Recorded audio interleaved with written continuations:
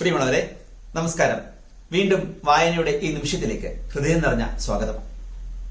ഈ അടുത്ത കാലത്ത്, അതായത് 2024-25 കാലഘട്ടങ്ങളിൽ മാർച്ച് വരെ പുറത്തിറങ്ങിയ ഞാൻ വായിച്ച ഏറ്റവും മികച്ച 10 പുസ്തകങ്ങൾ പരിചയപ്പെടുത്താനാണ് ഈ വീഡിയോ.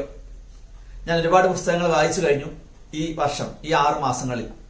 അതിൽ എനിക്ക് ഏറ്റവും ഇഷ്ടപ്പെട്ട പുസ്തകങ്ങൾ ഞാൻ നിങ്ങൾക്ക് നിർദ്ദേശിക്കുമ്പോൾ തീർച്ചയായിട്ടും ആത്മാർത്ഥമായ ഒരു വാക്ക് തന്നെയാണ് ഞാൻ നിങ്ങൾക്ക് നൽകുന്നത്.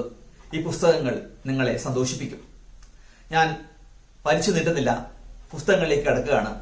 പുസ്തകങ്ങളെക്കുറിച്ച് കൂടുതലൊന്നും പറയുന്നില്ല. അതിനെക്കുറിച്ചുള്ള വിശദമായ റിവ്യൂ എന്റെ ഇനി വരുന്ന വീഡിയോസിൽ നിങ്ങൾക്ക് കാണാൻ സാധിക്കും. ആദ്യ പുസ്തകം പ്രിയങ്കരനായ ചെറുകഥാകൃത്ത് സന്തോഷ് എച്ചിക്കാനത്തിന്റെ പുസ്തകമാണ് ദേശീയ മൃഗം. അദ്ദേഹത്തിന്റെ ഏറെ ചർച്ച ചെയ്യപ്പെട്ട 6 കഥകളാണ് ഈ പുസ്തകത്തിലുള്ളത്. ദേശീയ മൃഗം എടുത്തു പറയേണ്ട കഥയാണ്. ഇംഗ്ലീഷ് പേരിലുള്ള ഇസ്ല ഡെയ്സാൻ വാലന്റൈൻ എന്ന കഥ തീർച്ചയായിട്ടും ശ്രദ്ധേയമായ ഒരു കഥയാണ്. ആധുനിക രാഷ്ട്രീയ സാമൂഹിക മേഖലകളുടെ ഒരു പൊളിച്ചെഴുത്ത് തുറന്നു കാണിക്കുന്ന പുസ്തകമാണ് ദേശീയ മൃഗം. അടുത്ത പുസ്തകം വിനോയ് തോമസിന്റെ പ്രോത്താസിന്റെ ഇതിഹാസം എന്ന നോവലിനെയാണ്. 2 നോവലുകളാണ് ഈ പുസ്തകത്തിലുള്ളത്. പ്രോത്താസിന്റെ ഇതിഹാസവും നനയും.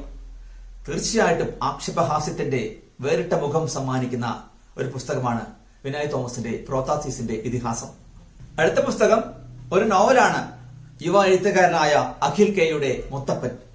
ഈ കാലഘട്ടത്തിൽ ഏറ്റവും കൂടുതൽ ചർച്ച ചെയ്യപ്പെട്ട ഒരു പുസ്തകമാണ്. തോറ്റംപാട്ടുകളിൽ ഉള്ള മുത്തപ്പന്റെ വേറിട്ട ഒരു ഐതിഹ്യം ഈ പുസ്തകത്തിലൂടെ നമുക്ക് കാണാൻ സാധിക്കും. അധികാര പോരാട്ടങ്ങളും പ്രണയവും പകയും നിറഞ്ഞ ഒരു നോവലാണിത്.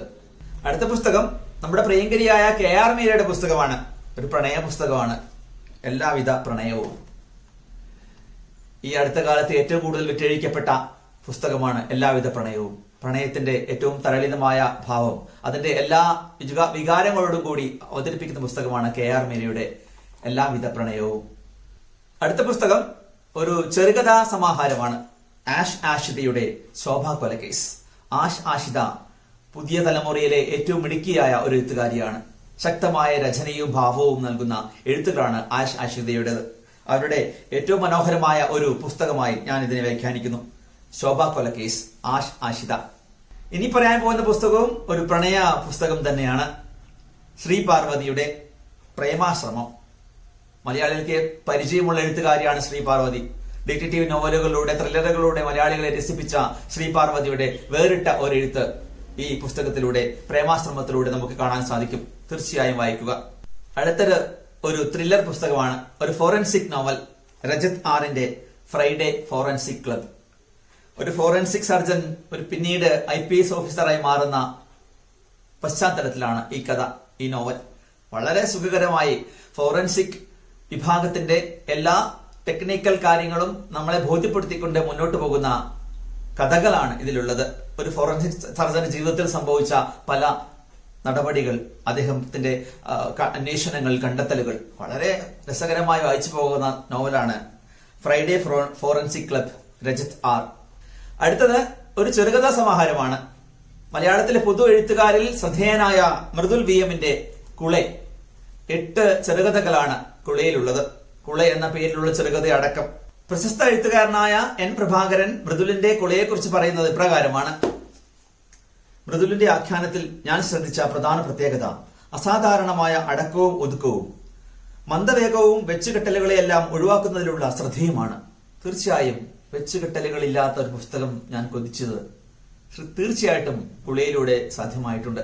കുളയെ നിർബന്ധമായും വായിക്കേണ്ട ഒരു ചെറുകഥാ സമാഹാരമാണ്. ഞാൻ ഈ വർഷം ഏറ്റവും ആസ്വദിച്ച് വായിച്ച ഒരു പുസ്തകമാണ് S. ഹരീഷിന്റെ പട്ടുനൂൽപ്പുഴു. ഏകാന്തതയെ മനോഹരമായ അനുഭൂതിയാക്കുന്ന പുസ്തകം. തീർച്ചയായും വായിക്കേണ്ട പുസ്തകമാണ് പട്ടുനൂൽപ്പുഴു. S. ഹരീഷ് എന്ന മിടുക്കനായ എഴുത്തുകാരന്റെ ഏറ്റവും മനോഹരമായ പുസ്തകമെന്ന് ഞാൻ വിശേഷിപ്പിക്കുന്നു പട്ടുനൂൽപ്പുഴുവിനെ. ഓരോ മനുഷ്യന്റെ ഉള്ളിലും മറ്റൊരു മനുഷ്യനുണ്ട്. എന്റെ ഉള്ളിൽ എന്നോടൊപ്പം നടക്കുന്ന മറ്റൊരാളുണ്ട്. എന്റെ ഉള്ളിലെ മറ്റൊരാളെ കണ്ടെത്താൻ സഹായിക്കുന്ന മനോഹരമായ പുസ്തകം, ഏകാന്തതയെ അനുഭൂതിയാക്കുന്ന പുസ്തകം പട്ടുനൂൽപ്പുഴു മികച്ച വായന അർഹിക്കുന്ന പുസ്തകമാണ്. പരിചിതമായ ജീവിതത്തെ വിസ്മയകരവും വിഷാദാത്മകവുമായ നേർത്ത ഇരുളിമയുള്ള വാക്കുകളിൽ എഴുതി അസാധാരണമാക്കുകയാണ് എസ് ഹരീഷ് പട്ടുനൂൽപ്പുഴു എന്ന നോവലിൽ. ഉന്മാദത്തിന്റെയും പ്രണയത്തിന്റെയും മരണത്തിന്റെയും വായനയുടെയും ലോകങ്ങളെ പല കാലങ്ങളിൽ ഒന്നിപ്പിക്കുന്ന പുസ്തകം. കാലങ്ങളിൽ നമ്മളെ ഒന്നിപ്പിക്കുന്ന പുസ്തകം.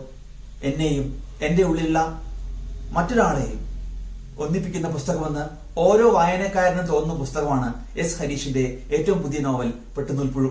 തീർച്ചയായും വായിക്കുക പട്ടുനൂൽപ്പുഴു. അവസാനമായി ഞാൻ പറയുന്നത് ഒരു കവിതാ സമാഹാരമാണ്. വളരെ ഇഷ്ടത്തോടെ പറയുന്ന പുസ്തകമാണിത്. ഒരു പുരോഹിതന്റെ പുസ്തകം. വളരെ മനോഹരമായി വായിക്കാവുന്ന കവിതാ സമാഹാരം. ഈ പുസ്തകം നക്ഷത്രങ്ങൾ അനാഥമാക്കിയ രാത്രി. റോബിൻസ് ജോൺ, നക്ഷത്രങ്ങൾ അനാഥമാക്കിയ രാത്രി.